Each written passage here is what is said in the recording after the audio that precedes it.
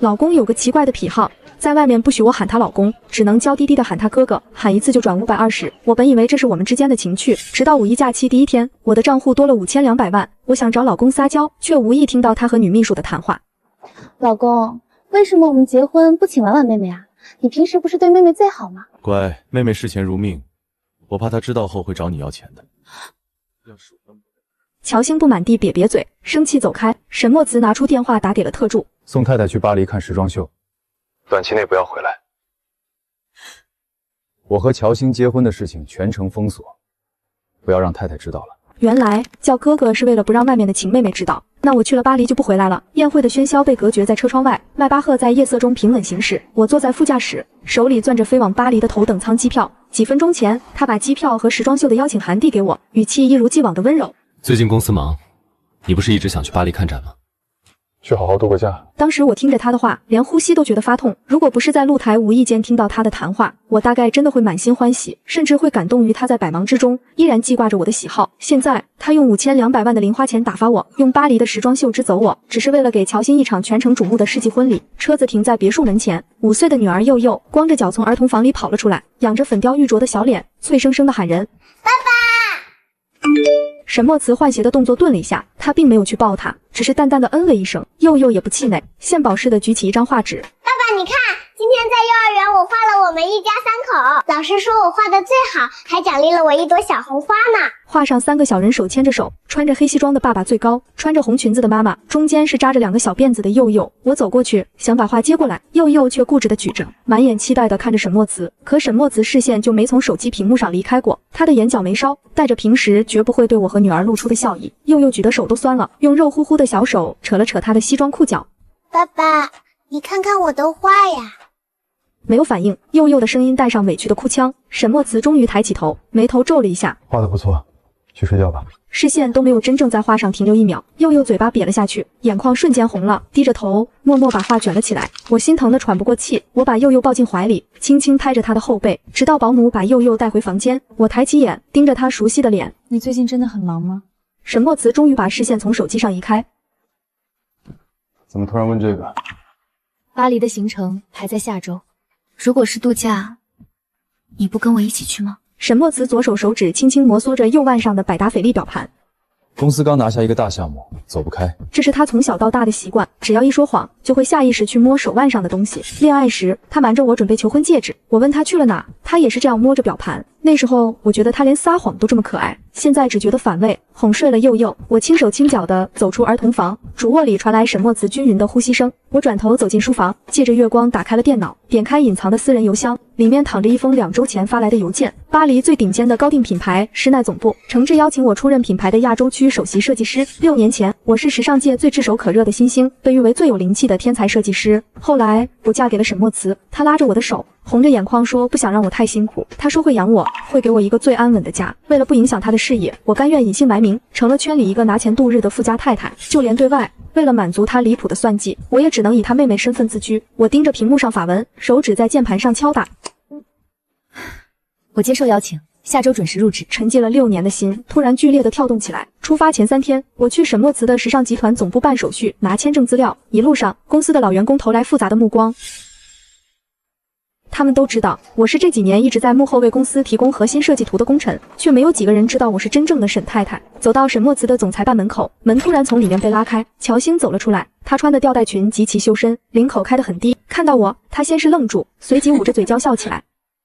哎呀，婉婉妹妹怎么来了？她的声音又甜又腻，带着毫不掩饰的挑衅。又来找慈哥要零花钱吗？其实你平时少买点包，也不至于总来公司打扰慈哥工作。乔欣理所当然地摆出一副老板娘的姿态，因为沈墨慈告诉她，我只是一个贪得无厌，被家里塞过来蹭吃蹭喝的妹妹。我冷眼看着她脖颈侧面一枚显眼的红痕上，昨晚沈墨慈说要在公司加班，一夜未归。让开！乔欣脸色僵住，眼眶瞬间红了。婉婉妹妹，你别生气，我知道你一直不喜欢我，可慈哥说，等我们结婚后，你也是要改口叫我嫂子。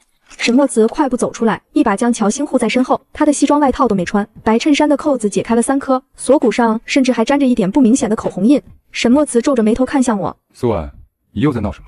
我来拿去巴黎的手续。沈墨慈神色缓和了一些，资料在桌上，你自己去拿。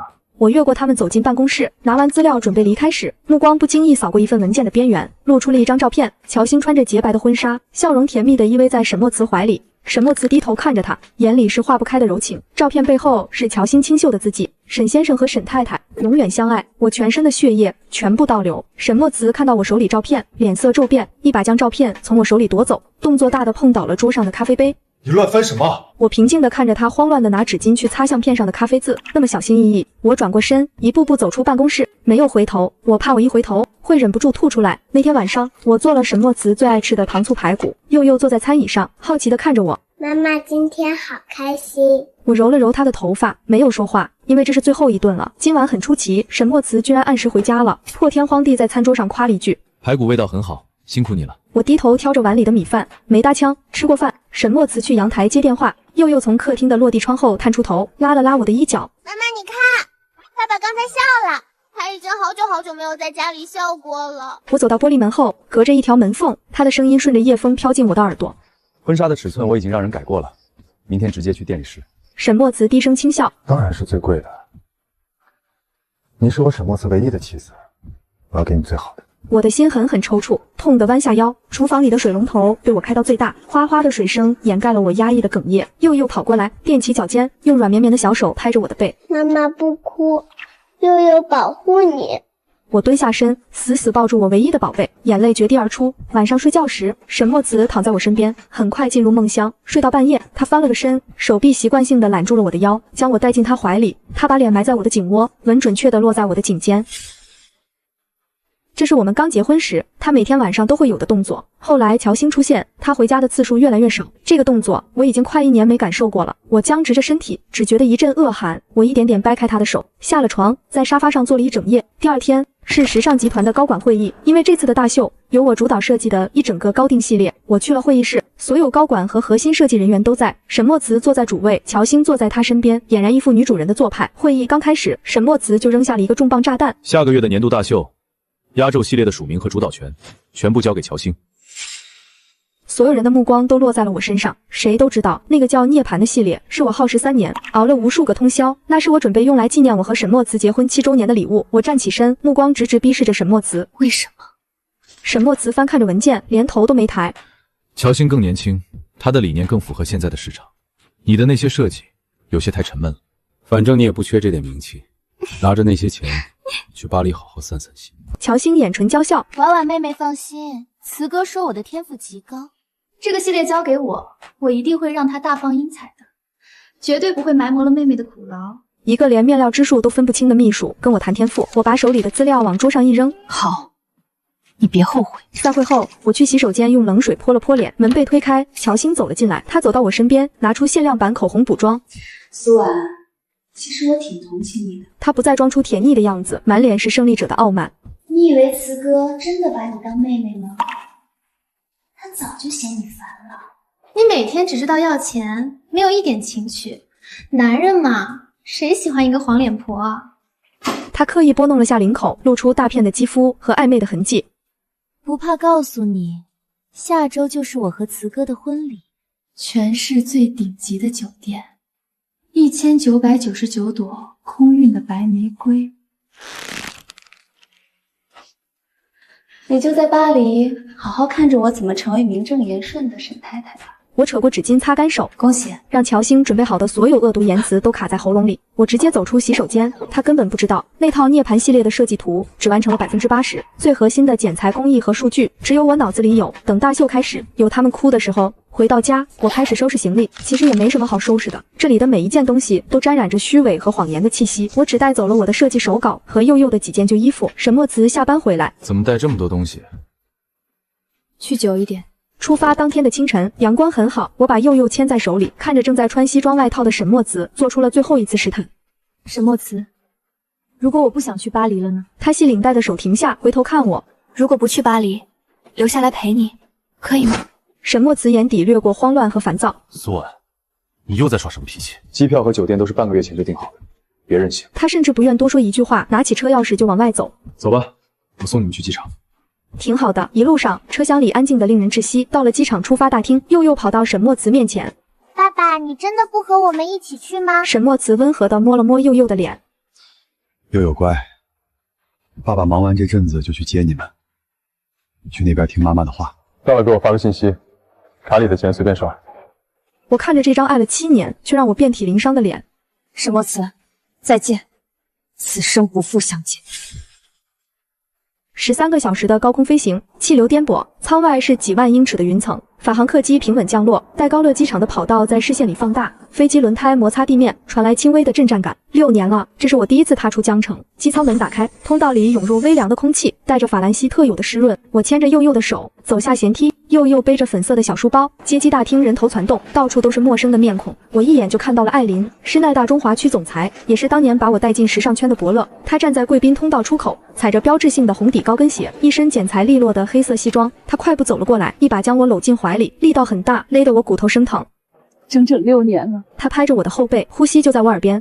你总算舍得离开那个泥潭了。我没有挣扎，回抱住她，闭上眼睛，深吸了一口巴黎的空气，连呼吸都觉得无比顺畅。那是久违的自由，没有监控，没有谎言，也没有廉价的哥哥。艾琳松开我，低头看了看旁边的佑佑，捏了捏佑佑肉嘟嘟的脸颊。漂亮阿姨好。艾琳被逗笑了，转身示意助理接过行李。我们坐上商务车，车子驶向巴黎市区。车窗外是塞纳河畔的街景，倒退的梧桐树影掠过我的脸。艾琳递给我一杯黑咖。总部那边都已经安排妥当，董事会全员在线，他们对你的回归期待已久。我接过纸杯，掌心传来恰到好处的温度，喝了一口，苦涩顺着喉咙咽下，非常提神。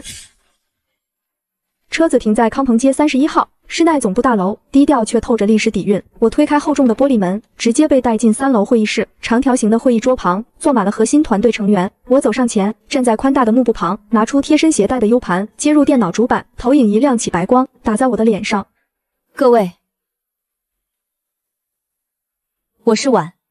我敲击键盘，屏幕上出现第一张主视觉图，文件夹的名字昨天刚改过，为了彻底告别那个不堪的过去，这套耗尽我心血的作品原本叫涅槃，现在它叫重生。鼠标轻轻滚动，100多张高精度的线稿，30套完整配色的效果图，随着点击不断切换，大到整体廓形，小到纽扣材质说明，每一处细节都完整呈现在所有人眼前。会议室里落针可闻，只有风扇转动的微小声响，所有人都盯着屏幕，起初是屏住呼吸，随后有了交头接耳的议论，接着是接连的倒吸气声。设计总监皮埃尔推开皮椅，站了起来，直接走到幕布正前方，贴得很近。他摘下老花镜，用力拍起了手，掌声在会议室里回荡。我的上帝，太不可思议了！看看这剪裁，看看这不可思议的结构巧艺，只有你敢这么打破常规的比例分配，你简直就是为了高定而生的天才！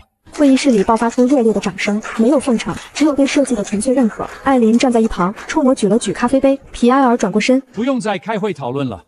下个月的巴黎时装周，这就是我们的压轴大秀。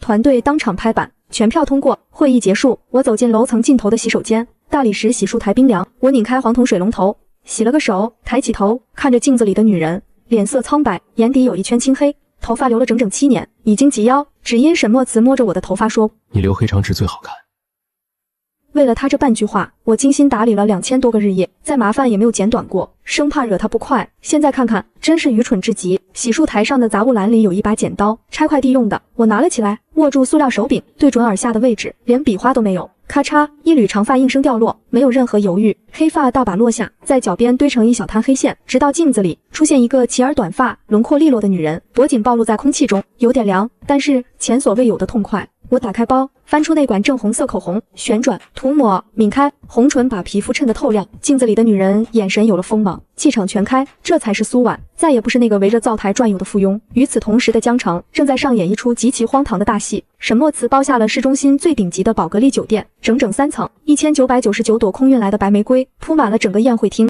媒体记者堵在门口，闪光灯亮如白昼。沈氏总裁狂宠小娇妻，世纪婚礼浪漫来袭，全网都在吃瓜，称赞沈总深情专一。没有人知道，就在几天前，这位深情的沈总还躺在我的床上，又捧着我的平板电脑看动画片。突然，他停下了动作，小手指着屏幕：“妈妈，你快看！”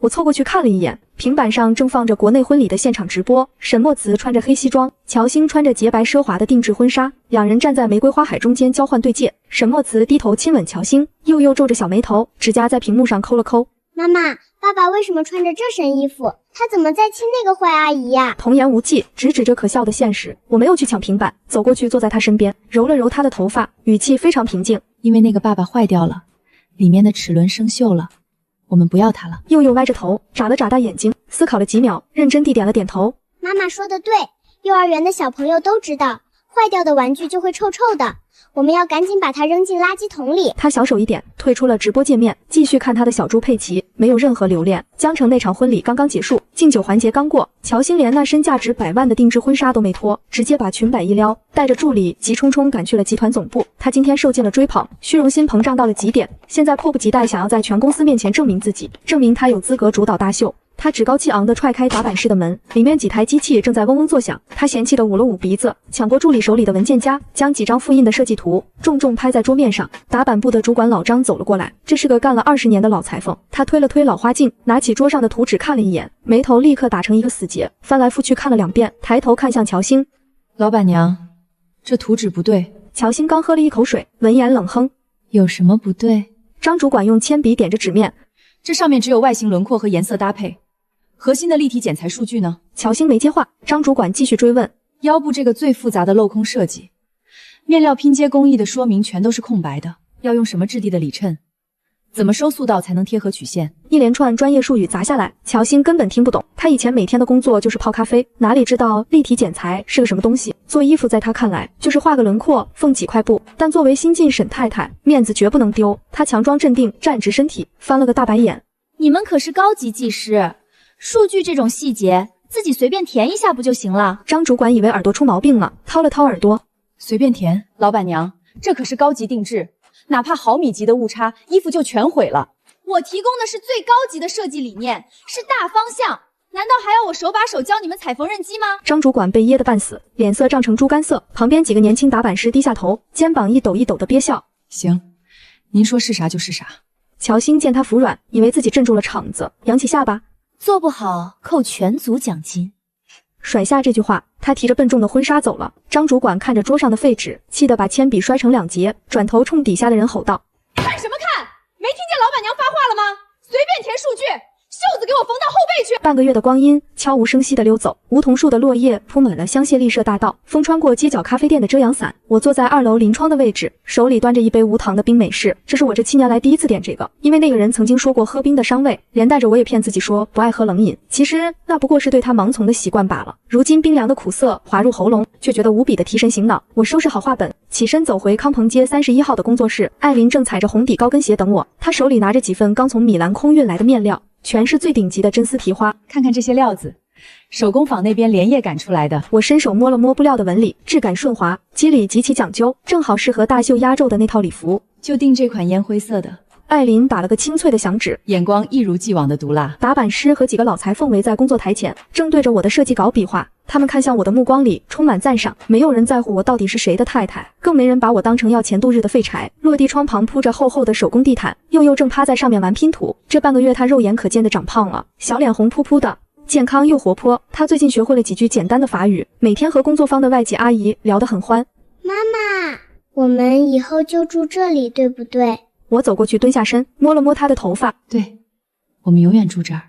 佑佑把积木按进缺口里，他高兴地拍了拍小手。太好啦，那个坏掉的爸爸我早就丢进垃圾桶了。我轻笑出声，转身继续核对尺寸。日子过得有条不紊，连呼吸里都没有了江城的浊气。但国内的空气可就没这么好了。江城沈氏集团大楼，今天的天气阴沉沉的，顶层全景会议室里座无虚席，气氛却异常压抑。今天是年度大秀样衣的内部验收会，这关乎沈氏下半年的股价走向。门被人从外面用力推开，沈墨慈春风得意地走在最前面。他刚从马尔代夫度完蜜月回来，乔欣紧随其后。她穿着一条极度修身的红色包臀裙，脖子上挂着沈家祖传的帝王绿翡翠，12厘米的水钻高跟鞋踩得震天响，满脸都写着老板娘的优越感。乔欣顺手把喜马拉雅鳄鱼皮包丢在桌上，动作幅度很大，生怕别人注意不到那几百万的配饰。角落里站着打板部的一群人，张主管带头低着脑袋，这群人工服发皱，面如土色，他们经历了非人的折磨。老板娘乱改图纸，谁敢提意见扣谁奖金，只能硬着头皮瞎做。沈墨慈敲了敲实木桌面，环视了一圈在座的高管。时间宝贵，直接看样衣。他转头冲乔欣笑了笑，星儿这阵子辛苦了，让大家看看成果。太太亲自操刀，这秀肯定能火。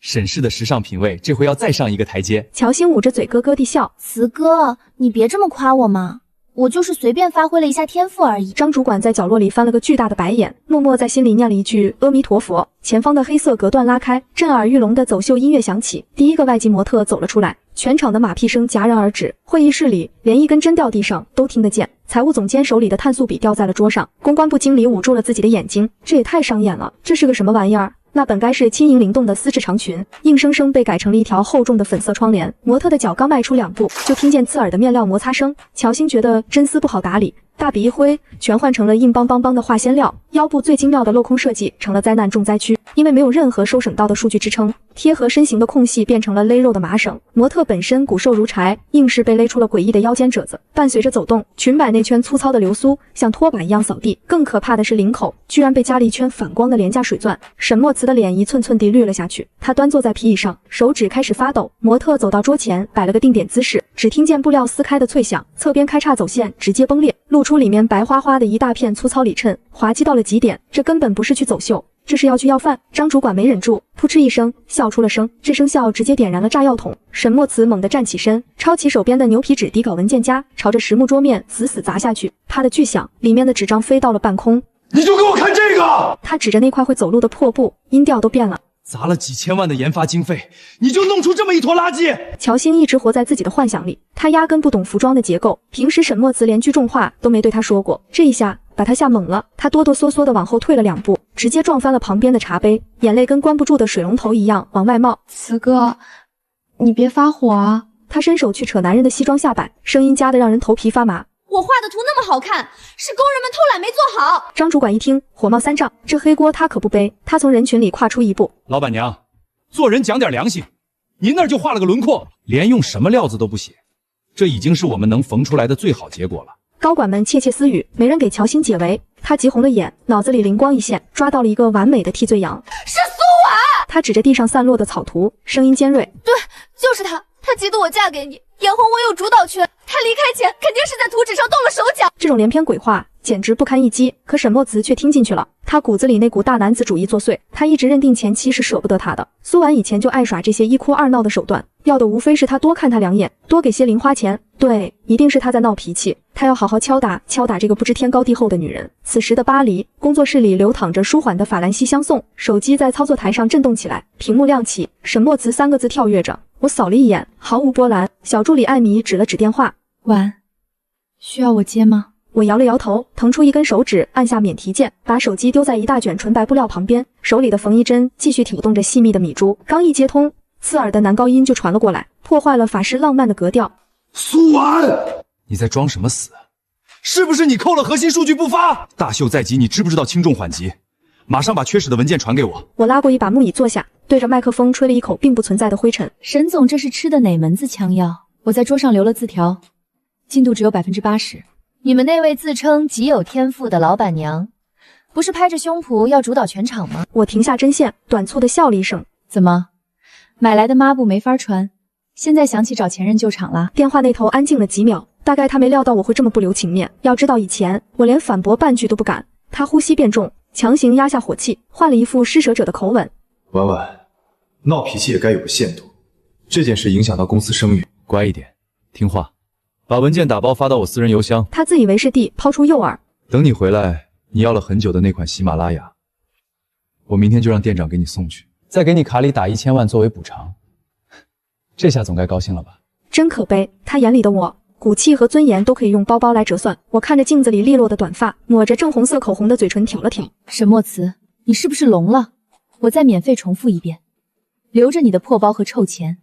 给你那个情罪妹买点补脑液去，你们自己拉出来的烂通子，自己蹲下去舔干净。我没给他留任何反击的缝隙，食指按下红色的挂断图标，通话结束，接着点开设置，一键拉黑，顺便清空了微信里他的所有记录，把他的邮箱拖进拒收站，干脆利落，所有人大气都不敢出一口。外放的声音很清晰，那句粗鲁的挂断语在大理石墙壁间回荡。沈墨慈握着手机，盯着变黑的屏幕发懵。那个唯唯诺诺的苏婉，那个离了他活不下去的家庭主妇，居然挂了他的电话，还用这么恶毒的话骂他。乔欣在旁边不知死活的拱火。此哥，你看他多狂妄，他根本就是存心想看我们的笑话。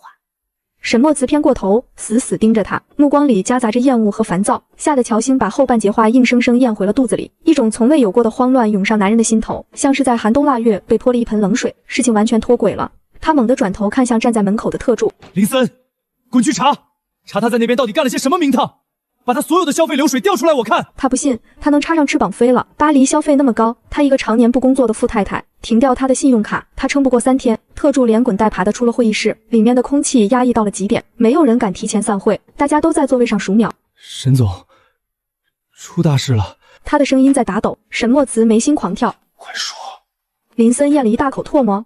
太太名下所有的银行卡，包括那张无上限的黑卡副卡，这2周来1毛钱都没有动过。会议室死一样的寂静，连呼吸声都被无限放大。林森磕磕巴巴地补上最后一击。酒店前台那边也发来邮件了，太太根本没去办理入住手续，预定在落地的第1天就全额取消了。沈墨慈先翻了面前实木桌上的文件，纷飞的纸页散落一地，盖住了新铺的波斯地毯。林森被纸片砸在脸上，连躲都不敢躲，低着头装死。沈墨慈豁然起身，大腿磕在桌缘，发出沉重的撞击声。他顾不上疼痛，抓起旁边的车钥匙，大步流星往外走。门被粗暴撞开，重重弹回门框上，整个楼层的空气都在震颤。总裁专属电梯一路直降地下车库，寻到那辆黑色的迈巴赫，解锁，拉开车门，坐进驾驶室，动作一气呵成，点火，踩下油门，轮胎在地面摩擦出极度刺耳的声响，车身如离弦的箭窜了出去，压过地下车库的减速带，砰砰作响，冲出大楼。正午阳光明晃晃的刺痛双眼，街道上车水马龙，拥堵不堪，前面是一辆慢吞吞的公交车，他狂按喇叭，刺耳的鸣笛声引来周围行人的侧目，他早顾不上面子，打方向盘，压着双黄线逆行超车，对向车道传来尖锐的刹车声，对方司机摇下车窗大骂，沈墨慈充耳不闻。沿途的红灯一个接一个，他一个都没停。电子警察的闪光灯在后视镜里频繁亮起，拍下无数超速和闯红灯的照片。无所谓了，任由驾照面临吊销风险，他现在只想快点回到那个被称为家的地方，一定要当面问清楚，他到底在玩什么把戏。20分钟的车程硬生生缩短到10分钟，迈巴赫呼啸而入，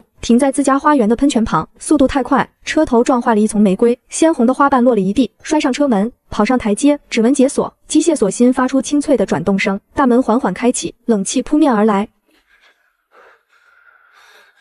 苏婉，以前只要他回来，无论多晚，佑佑都会光着脚丫跑过来抱大腿，甜甜的喊一声爸爸。苏婉会系着围裙从厨房走出来接外套。现在四下寥落，他走进客厅，真皮沙发平整无痕，电视屏幕倒映着他孤单的身影，跑向厨房，琉璃台擦得锃亮，没有任何油烟气。打开双开门冰箱，连那瓶苏婉亲手腌制的糖蒜也没留下，彻底没了人气。这根本不是刚刚有人离开的家，更是一具被搬空灵魂的躯壳。恐慌在血液里蔓延，他不甘心，冲向2楼，脚步在实木楼梯上踩出杂乱的声响，一把推开主卧的门，床铺整洁的有些刺眼，径直走向衣帽间。这是苏婉平时最讨厌踏足的区域，因为里面装满了她的施舍与谎言。拉开首饰展示柜，璀璨夺目的珠宝静静躺在托盘里，项链、手链、耳环一套不落，有些丝绒盒子上落了灰，外层的塑料膜都没撕，全是敷衍买回来的限量款。旁边的包包墙上，爱马仕铂金包施耐，按颜色和皮质排得整整齐齐。这些昂贵的奢侈品，他连碰都没碰过。目光扫向最里侧的衣柜，那一小块属于苏婉的区域，以前挂着几件她常穿的旧衣服，不起眼的棉质家居服，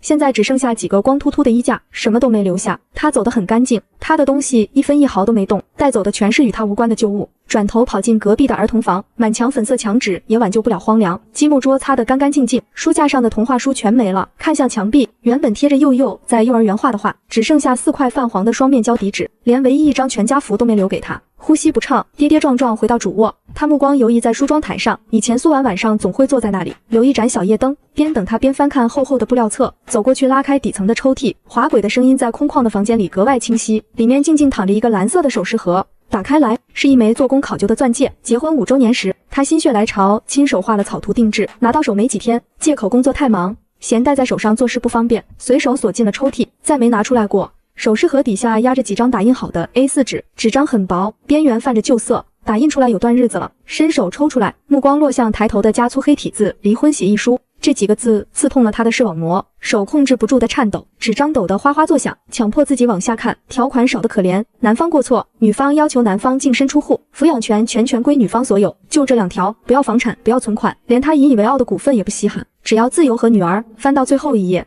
右下角签名栏苏婉2个字写得很用力，笔画深陷进纸张里，字迹挺拔，毫无留恋，早有预谋。去巴黎不过是摆脱他的借口，他成了个彻头彻尾的小丑。您好，您拨打的电话是空号，1遍、2遍、3遍，每一次都是同样的回复。空号查无此人，他不但没花他的钱，连国内的通讯方式都注销了，彻彻底底消失在他的世界里，斩断了所有退路。脑海里回想着他在机场的话：沈墨慈，再见。此生不复相见。当时以为是气话，在耍小脾气，原来是在下最后通牒。门外传来清脆的电子锁滴滴声，随后是转动门把手的声音。乔欣回来了，双手拎满购物袋，爱马仕的橘色盒子格外显眼。他今天去国金中心扫荡了一圈，拿着沈墨子给的副卡，刷得毫不手软，哼着歌换上镶钻拖鞋，扭着腰肢走到楼梯口，抬眼正好看到坐在主卧门口的沈墨子，脸色青灰，满眼血丝，像被激怒又无处发泄的困兽。思哥，你跑那么快干嘛呀？哎呦，地上多凉啊！乔欣把购物袋堆在楼梯扶手旁，娇滴滴地走过去，俯下身去拉他的胳膊。样衣的事情大不了再找几个人改改，那几个老裁缝也太笨，你发那么大脾气吓坏人家了。明天我去公司重画2张图就是了。无知到了令人发指的地步。沈墨慈抬头看着他，那张画着精致妆容的脸，那副除了花钱惹事什么都不会的皮囊，胃里一阵翻江倒海。他豁然起身，用尽全力一把甩开他的手。乔欣穿着高跟鞋本就不稳，被这股大力一推，惊叫一声滚下了2层台阶，摔倒在拐角的厚地毯上。改？你拿什么改？那是高定大秀！你连最基本的死道都不会收，还敢厚颜无耻地说去改？乔欣痛得眼泪直流，趴在地上不敢起来。四哥，你干嘛呀？为了那个黄脸婆跟我动手，他自己要走，把烂摊子扔给我，关我什么事啊？闭嘴！沈墨慈大步走下台阶，一把掐住他的下巴，力道大的捏碎他的下颌骨。如今公司资金全压在这场秀上，如果没有亚洲的样衣过关，投资人撤资，我们要面临5个亿的违约金，你赔得起吗？这几个天文数字砸下来，乔欣整个人懵了，忘记了叫疼，惊愕万分地看着暴怒的男人。四哥，不关我的事，是苏婉陷害我。结结巴巴的求饶，沈墨慈松开手，厌恶地在一旁的纸巾盒里抽纸擦手。拿上你的垃圾，现在就给我滚！明天的秀要是毁了，我让你下半辈子在牢里度过。乔欣吓得连滚带爬，顾不上拿那些奢侈品袋子，光着一只脚跑出大门，别墅重新归于陈宁。6年前也是这样的深秋，公司刚成立，遇到行业寒冬，合伙人卷款跑路，资金链完全断裂，卖掉老家的房本，钱全打进了公司对公账户，安顿好员工，让母亲把孩子接走，把自己关在漏风的出租屋里，裹着军大衣，整整3天3夜没有合眼，拿下欧洲顶级买手1000万订单，在破产的悬崖边把公司拽了回来。也是我为了照顾他挑剔的胃口，每天换着花样学做菜。他终于意识到自己亲手推开了一个怎样的无价之宝。距离国内的大秀只剩3天，江城沈氏集团大楼玻璃门被推得哐当直响，前台被几名中年男人围堵，全是指着鼻子骂街的，他们是各大风投机构的代表。沈墨慈坐在顶层办公室里，扯松了那条纯真丝领带，办公桌上堆满了白底黑字的文件，全是打板部的辞职信。部门空了，那些被乔欣折腾过的老裁缝宁愿赔违约金也要走，谁也不想留下来背黑锅。林森站在桌前狂擦冷汗，声音直打哆嗦。沈总，又被拒了。沈墨慈开出平日里10倍的天价，满世界找业内顶尖的打板师来接盘，人是请来了，结果看了一眼那堆烂摊子，再看看乔欣瞎改出来的数据，连连摇头。这不是做衣服，这是做寿衣。对方原话就这么说的，然后像躲瘟神一样走了。投资方的催债电话又进来了，座机铃声在安静的空间里乱撞。沈墨慈烦躁地拔了电话线。地球另一端，巴黎香榭丽舍大道，夜幕刚刚降临，微风拂过梧桐树叶，施耐总部灯火通明。时装周大幕正式拉开，晚间黄金8点到，市中心所有巨型 LED 屏幕同时掐断了原本的商业广告，黑屏了3秒，接着一束追光亮起，全新的先导片震撼登场，没有多余的旁白，镜头只给衣服细节，银灰色的丝线交织，不可思议的立体剪裁，镂空与褶皱完美结合，布料随风摆动，衣服在模特身上有了生命，随着步伐流光溢彩，简直是视觉的极致享受。广场上的行人停下脚步，咖啡馆里的客人放下杯子，全世界的时尚圈在这一刻停止了呼吸。黑色背景板上缓缓浮现一行烫金法纹，天才设计师晚6年磨一剑，重磅回归，接任亚洲区首席设计师。画面一转，一抹夺目的红撞进视线，那是一件高定风衣，剪裁利落到极致，穿着它的女人背对镜头，及腰的长发不见了，那头为了讨好别人留的长发早已被剪短。她慢慢转过身，五官明艳，毫无怯色，冷傲的目光直视镜头，不需要任何配饰点缀，气场压住了整条街的繁华。那就是我曾经在厨房里洗手做羹汤的苏婉，如今重获新生的晚神。我端着无糖黑咖，站在总部3楼的落地窗前，看着广场上驻足的人群。艾琳走过来碰了碰我的杯子，高跟鞋在地板上踩出脆响。你现在是全世界的焦点。我喝了一口冰美式，苦涩顺着喉管流下，非常提神。这只是个开始。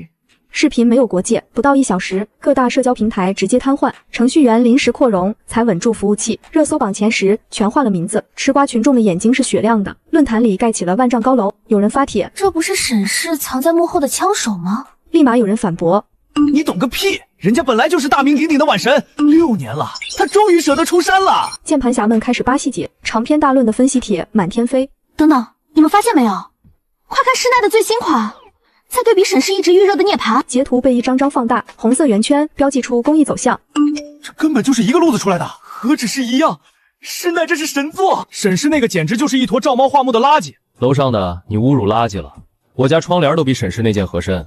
舆论的潮水反噬的极快，沈氏的官方账号被冲烂了，评论区全是在要说法，把天才气走，捧个秘书上位。听说那个秘书连面料都不认识，大专秘书主导高定大秀。去菜市场买菜都没这么随便的。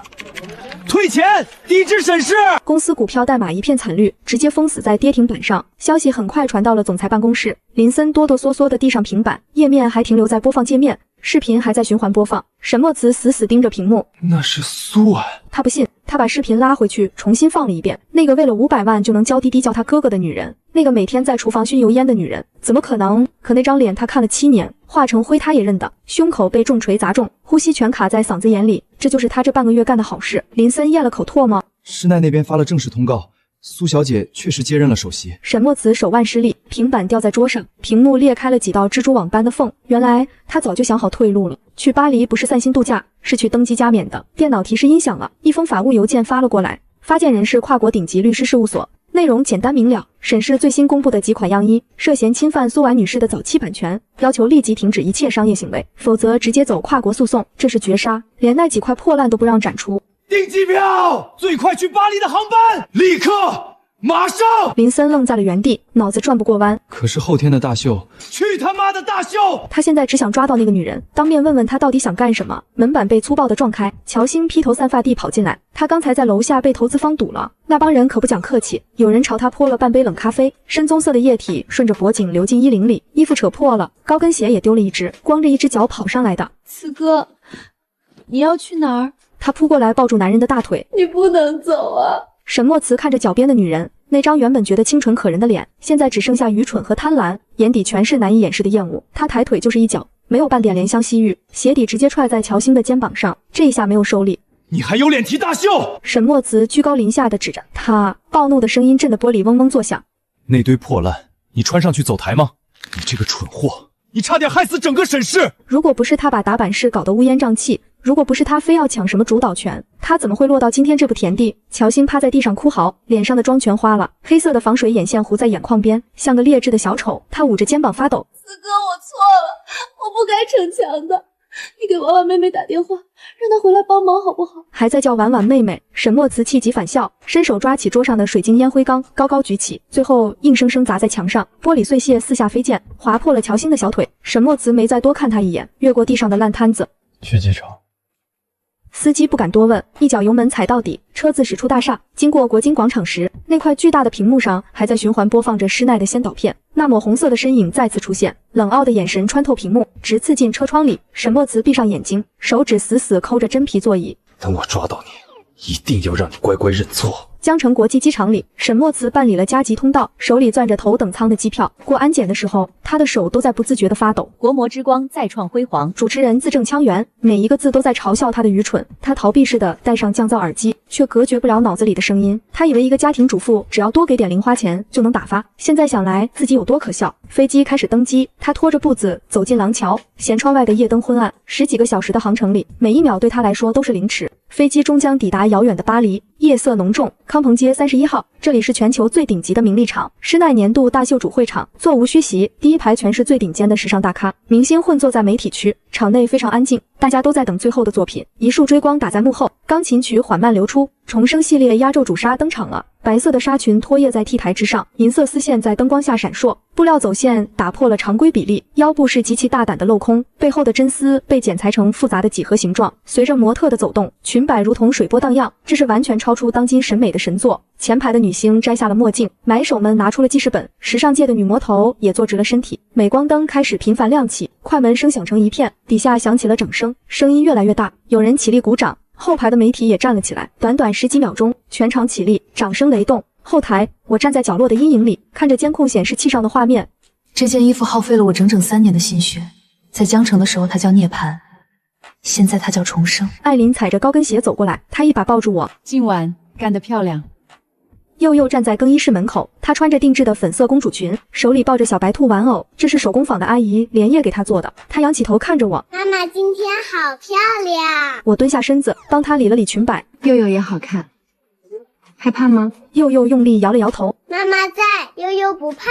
前方的帘幕拉开，强光照射过来，我拉着佑佑迈开步子走了出去。我们从幕后走到 T 台中央，底下的欢呼声更大了，掌声震耳欲聋。这是属于我的荣耀。在那个满是油烟的厨房里，我被困了6年，今天终于站回了这里。我弯下腰，牵着佑佑一起鞠躬致意。起身时，皮埃尔在台下冲我竖起了大拇指。有几个老裁缝眼眶发红，有人在硬闯，几个外籍安保迅速跑过去。大门的黄铜把手被撞得砰砰响，闯入者力气极大，他推开了2个安保人员，外套在拉扯中被撕烂。他身上那件手工西装已经破烂不堪，袖子裂开了一大条口子，里面露出了保暖内衣的边。江城是冬天，巴黎场馆里暖气很足。他捂出了一身汗，头发乱七八糟地贴在额头上，领带不知道掉哪去了，衬衫的扣子也崩掉了2颗，眼睛里布满血丝。这副模样比起街头的流浪汉好不到哪去，完全就是一个输红了眼的赌徒。他一路狂奔，安保没防备他跑得这么快，他冲到了 T 台下方，距离我只有不到3米远。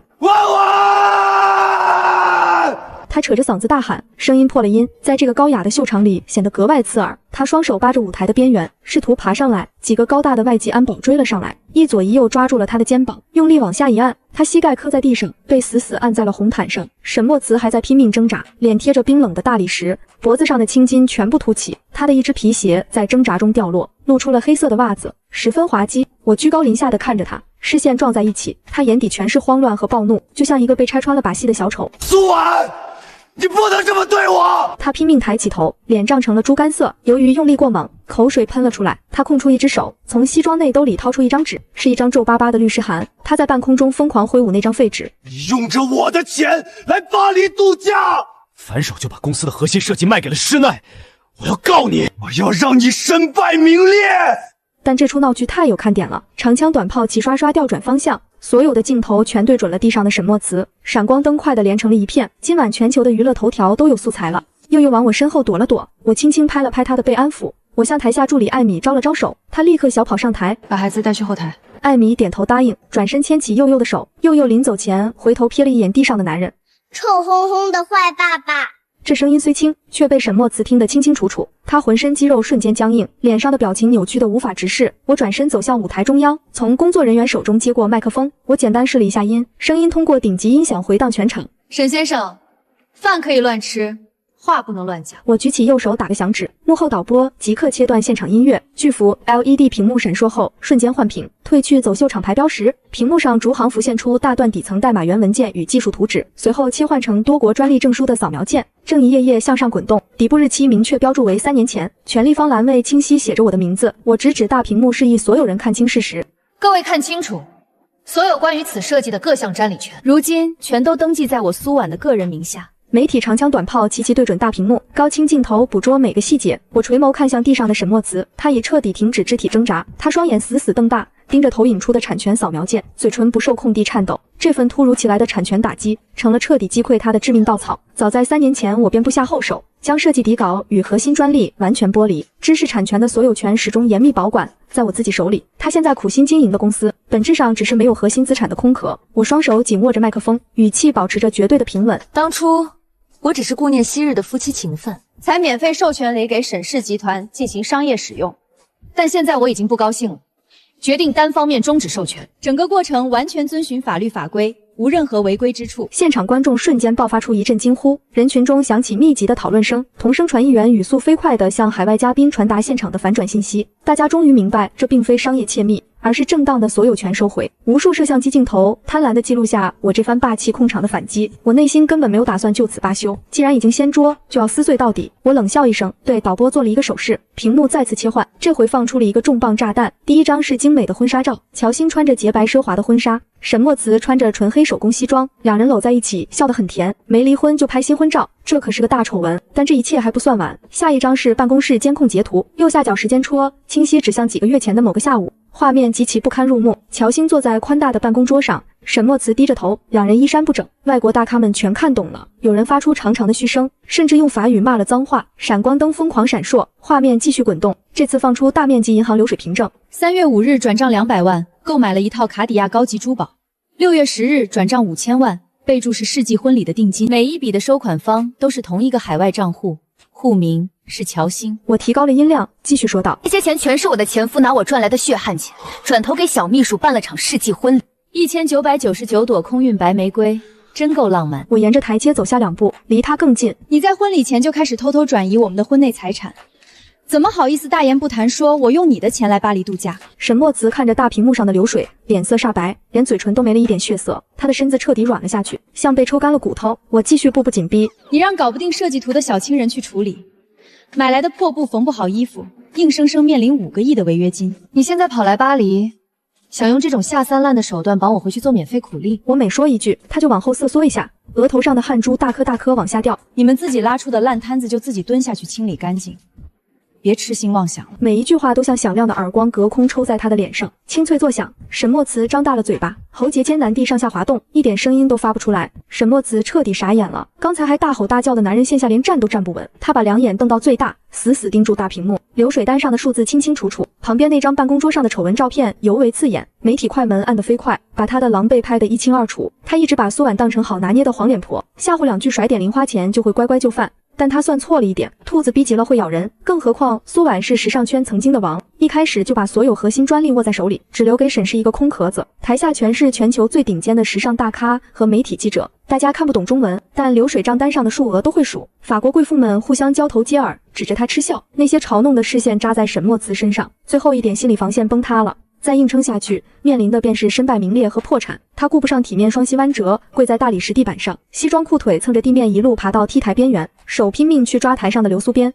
妈妈，我错了，我真的错了。他声音嘶哑，扯着嗓子大哭，眼泪混着汗水往下掉。都是那个乔欣勾引我，我一时猪油蒙了心，我心里只有你。这种下三滥的甩锅戏码十分可笑。求你把专利授权给公司吧，投资人撤资了5亿违约金会逼死我的。我们好歹有7年的感情，你不能这么绝情。7年感情，骗我在厨房熏油烟，骗我给他当免费枪手，转身就给小三买千万钻戒办世纪婚礼。现在跟我提感情，真是让人反胃。沈墨慈见我不为所动，转头看向一旁的佑佑，那是最后的救命稻草。他努力挤出一个比哭还难看的笑。佑佑，我是爸爸呀，你最疼爸爸了，对不对？你帮爸爸求求妈妈，我们一家人回家好不好？爸爸给你买最大的变金刚，以后天天带你去游乐园，天天陪你画画。换作大半年前，那个总是满眼期待举着画纸的小丫头，听到这些承诺，早就不顾一切扑进他怀里了。但现在的佑佑早就已经不稀罕了，不但没往前走，反而嫌恶地往后退了2步，躲在我身后，只露出一双大眼睛。你是个大骗子，我才不要变形金刚，我也不要你这个坏爸爸。沈墨慈愣在当场，悬在半空的手僵住，收不回来。佑佑鼓起小脸，非常生气地指着他：你在家里天天对妈妈发脾气，还骂我是个生下来的赔钱货。佑佑越说越气，小手叉着腰，带同声传译耳机的外国记者听完整段，场内顿时一片哗然，连亲生女儿都当面痛骂，这人品的确是低劣到了极点。前排贵妇当着所有镜头翻个大白眼，还特意做了个向下比拇指的动作。沈墨慈僵立，台上活像个小丑，连半句辩解的话都挤不出来。私底下跟乔欣说的混账话，他原以为没人听见，却全被5岁女儿记在心里。这就是他平日里口口声声标榜的所谓父女深情。我冷眼旁观这出荒唐闹剧，多看1秒都嫌脏了眼。沈墨慈，收起你那套表演，从你算计我拿钱羞辱我的那天起，我们俩清了。国内的律师已经正式立案，你私自转移的婚内财产必须连本带利吐出来。我抬手朝台下示意，安保人员立刻冲进场地，2名1米9的大汉一左一右，死死架住沈墨慈的2只胳膊，他们合力将他整个人从地板拖拽起来，皮鞋磨地，留下2道黑印。苏婉，你不能这么干，你这是要赶尽杀绝，你彻底毁了我，毁了我！凄厉惨叫回荡在场馆内，现场没有一个人对他抱有同情。媒体记者举起长枪短炮，一路跟拍，刺眼闪光灯照亮他狼狈离场的路。台下时尚界大佬们互相碰杯，既看了顶级设计，又瞧了一场笑话，真是不虚此行。半年后，巴黎的初冬透着寒意。我坐在塞纳河畔的露天咖啡馆里，阳光洒在圆桌上，鸽子飞过来停在长椅旁，佑佑坐在对面，捧着一个巨大的草莓冰淇淋，吃得津津有味，嘴边全是一圈白色的奶油。我抽出一张纸巾帮他擦掉，他冲我甜甜的笑，眉眼弯弯。这里的空气没有任何勾心斗角，连呼吸都顺畅无比。桌上的手机震动起来，国内的朋友发来几条长消息，全是这半年来国内的大瓜。沈氏集团彻底凉了，偷税漏税被实名举报，相关部门连夜突击检查，账本全被抄走。在法庭上拿出了工作群的聊天记录，每一条都有乔欣瞎指挥的语音，把责任推卸得干干净净。沈墨慈在被告席上气得直哆嗦，连一句反驳的话都说不出来。投资方眼看势头不对，联合把沈氏告上法庭，要求强制退还5亿的投资款，外加高额违约金。被拖欠工资的员工也集体起诉。法院很快判决，沈墨慈名下所有的资产，包括那栋500平的大别墅、车库里的几辆豪车，以及私人银行卡的存款，全部被冻结强制拍卖。就算砸锅卖铁，连个零头都不够填。沈墨慈一夜之间从身家10亿的沈总变成了人人喊打的老赖，连坐高铁的资格都被取消了。朋友发来几段短视频，视频里的人穿着发酸的旧衣服，胡子拉碴，瘦得颧骨凸起，正是沈墨慈。他去求以前的生意伙伴借钱，站在王总的大门外按了半个小时门铃，开门的却是一群保安，直接把他扔进了路边的垃圾桶里。他又跑去找当年的铁哥们李总，李总隔着防盗门丢出来200块钱，全是绿色的10元纸币，随风散落了一地。沈总，拿去买几个馒头吃吧，再来烦我叫人打断你的腿。走投无路之下，他跑去找乔欣，指望乔欣能拿出私房钱救急。推开高级公寓的大门，里面被搬得空空荡荡，连厨房的水龙头都被拆走了。乔欣卷走了公司最后一点能动用的现金，早就跑得没影了。追债的天天晚上敲门，用红油漆在墙上写大字。沈墨慈夜里上厕所都要躲躲藏藏，生怕被人套麻袋打一顿。他在空荡荡的屋子里嚎啕大哭。乔欣这女人的下场更惨。江城晚报登了一则新闻，机场候机厅发生恶性斗殴事件，乔欣拿着假护照准备出境，结果在安检口被社会大哥按住了。原来他卷钱之后跑去地下赌场想翻盘，连本带利输了个精光，还倒欠了放水公司2000多万，高利贷全程通缉他。在机场把人堵住了，乔欣戴着假发装死，争执中他被推了一把，穿着10厘米的高跟鞋没有站稳，从滚梯上摔了下去，滚了10几级台阶，满地都是血，送到急救室，命保住了，肚子里的孩子却没了，手术需要直系亲属签字。警方找来了沈墨慈，沈墨慈本来以为这下断子绝孙了，在走廊上哭天抢地，结果护士递过来一份血型报告，彻底把美梦击碎。乔欣是 A 型血，沈墨慈是 O 型血，引产下来的死胎验出了 AB 型血。这报告是个正常人都能看懂。这顶绿帽子发着油光，稳稳当当地戴在他头上。这几个月花了几百万买燕窝鱼翅，为了这野种抛妻弃女，结果连个接盘侠都算不上。警方顺着线索往下查，找出了真正的亲生父亲，是乔欣在夜总会认的干哥哥，初中没毕业的小混混，整天游手好闲，因为偷电瓶车进过局子。乔欣为了上位，弄出这种把戏，只为了过上豪门阔太的日子。网络上吃瓜群众吵翻了天，评论一条比一条损。霸道总裁倒贴钱帮混混养小弟，真是王八看绿豆，绝配。乔欣涉嫌商业机密盗窃，外加巨额职务侵占，金额特别巨大，牢饭起步就是10年，后半辈子只能踩缝纫机了。至于沈墨慈，朋友发来一条长长的语音，声音里全是止不住的笑意。那小子看完验血报告，当时两眼一翻，口吐白沫，直挺挺地倒在抢救室门口。医生检查说是急火攻心，加上长期精神压力极大，脑血管破裂，大面积出血，命大没死成，但半个身子彻底偏瘫了。现在他那嫌贫爱富的亲妈只能带他在城中村租发霉的地下室。听完语音，我把手机锁屏放进包里，多行不义必自毙，一切都是他咎由自取。端起杯子喝了一小口咖啡，微风拂过脸颊，今天空气真清新。夜幕降临，巴黎大皇宫外停满豪车，全球时尚大赏颁奖典礼正在进行，红毯两侧全是国际主流媒体。我挽着艾琳的手臂走上了红毯，周围全是此起彼伏的快门声，大家都在呼喊晚神的名字。典礼到了最后环节，也是全场分量最重的奖项。著名设计大师皮埃尔走到台前，拆开手里精美的烫金信封。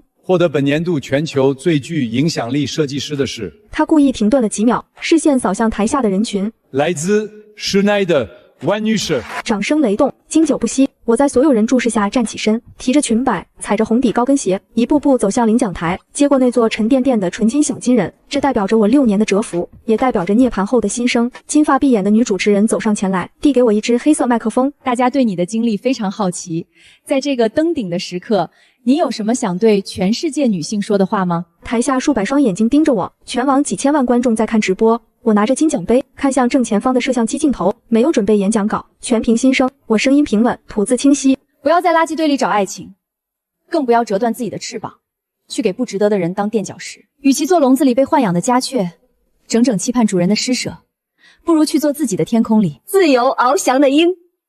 话音刚落，短暂的寂静后，全场爆发出震耳欲聋的欢呼声。前排的女星站起来为我鼓掌，后排的同行们吹起了口哨。我举起右手的金杯，向台下的来宾挥手致意。穹顶的舞台光束正好打在我的右手上，照亮了无名指上的那一枚戒指。那是一枚切割完美的粉色钻石，足足有鸽子蛋大小，在灯光下折射出极度耀眼的光芒。这枚罕见的顶级粉钻是我在2天前的佳士得拍卖会上花了半年薪水拍下来的。它很贵，但我完全买得起，不需要男人施舍那些敷衍的小礼物，我自己就能给自己最好的一切。颁奖礼结束后，我牵起在后台等我的佑佑，一大一小2个背影走向了大皇宫外广阔的夜色中，这里才是属于我的主场。至于那些曾在烂泥潭里绊过脚的垃圾，早就随着冲水马桶永远消失在我的世界里了。前路坦荡，属于晚的时代才刚刚拉开大幕。